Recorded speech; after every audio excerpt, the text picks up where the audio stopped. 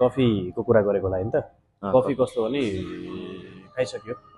अहिले मैले चाहिँ बिहान अब कति बज्यो अहिले, कति 10 बज्यो, मैले डबल सट 2टा सट कफी खाइसकेँ होइन। कस्तो हुन्छ भने कफी चाहिँ मान्छेले के भन्छ भने कफी एकदम खान हुँदैन अथवा कफीले असर गर्यो के गर्यो भन्छ क्या। मान्छेको त्यो कस्तो भने कफीले चाहिँ बर्बादै गर्छ विषय हो भन्ने खालको जुन एउटा भ्रम जस्तो मान्छेले फैलाएको छ नि, त्यो चाहिँ होइन क्या। वास्तवमा कफी भन्ने चिजले कफीले असर गर्दै गर्दैन क्या।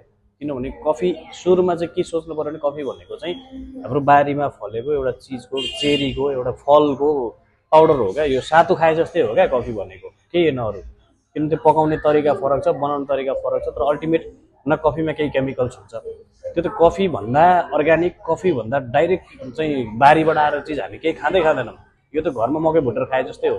किनभने कफी बन्छ अनि त्यो कफीको चेरी हुन्छ, चेरीबाट पल्पिङ गरेर बिन्स निस्किन्छ, बिन्सलाई भुटेर धुलो बनाएर तातो पानीमा हालेर घोलेर खाने हो। त्योभन्दा अर्को चिजै छैन कफीमा।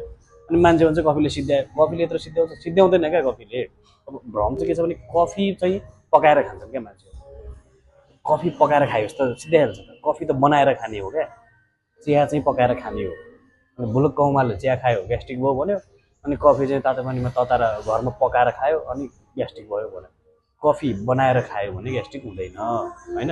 त्यो भएकोले मेसिनबाट एउटा त्यसको एउटा चाहिँ निर्दिष्ट डिग्री हुन्छ तापक्रम, त्यो डिग्रीमा उम्लेको पानीमा त्यो कफीलाई चाहिँ बनाएर खायो भने त्यो कफीले असर गर्दैन। कफीको फर्म हुन्छ क्या, कफी भनेर सिधै पाउडर हाल्यो घोल्यो खायो होइन नि त।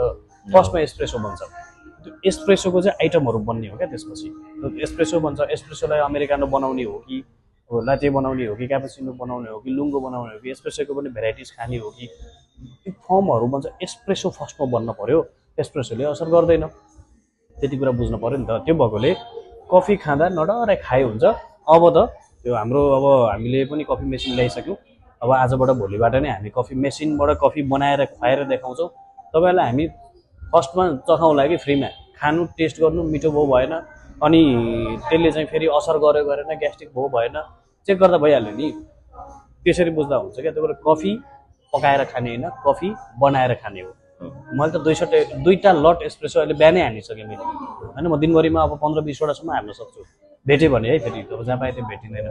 पकाएर त जहाँ पनि भेटिन्छ, बनाएर जहाँ पाए त्यो भेटिँदैन। त्यही भएर कफी बनाएर खाने भन्ने चाहिँ मेरो चाहिँ कुरा हो। बस यति नै मेरो कुरा।